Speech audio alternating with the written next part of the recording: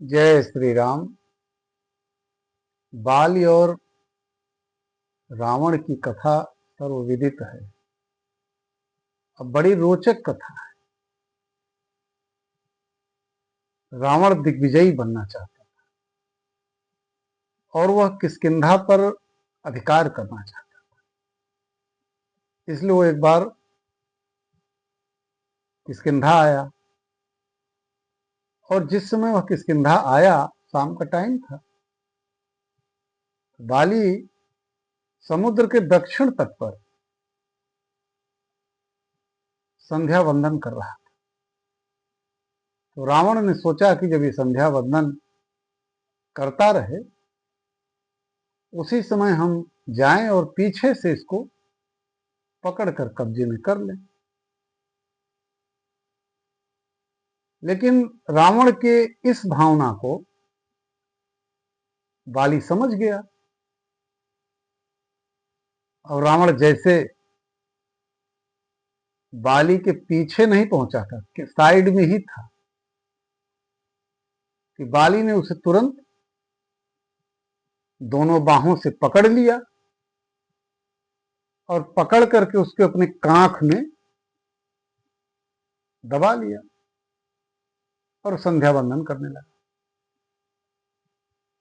तो दक्षिण समुद्र तट का जब संध्या वंदन पूर्ण हुआ, तो शेष 3 तट और थे, पूर्व, पश्चिम और उत्तर। इसको कांख में दबाए हुए वो बारी बारी से तीनों तटों पर जाकर के उसने अपना वंदन किया, पूजा पाठ किया। उसके बाद रावण को कांख में दबाए हुए ही आकाश मार्ग से लेकर के किष्किंधा आया। तब किष्किंधा में कांख से छुड़ाया और खड़ा। तो पूछा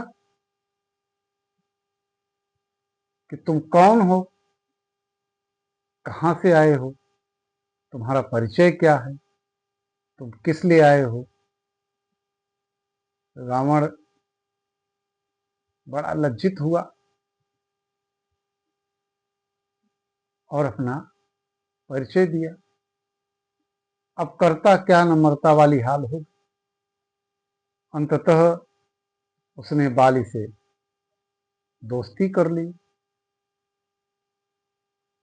और फिर कहते हैं कि महीने भर बाली के साथ वह छोटे भाई की तरह रहा। जैसे सुग्रीव थे छोटे भाई, वैसे रहा वो। और हनुमान नाटक में तो यह कथा है कि बाली जो है 6 महीने तक उसको कांख में रावण को दबाए रखा।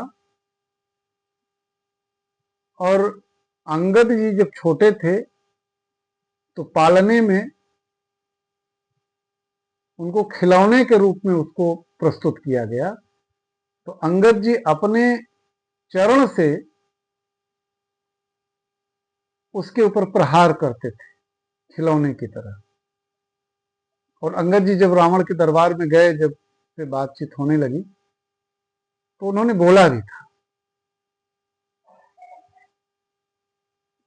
तो रावण का यह जो चरित्र था बाली के साथ, वह बड़ा अद्भुत चरित्र था। जय श्री राम।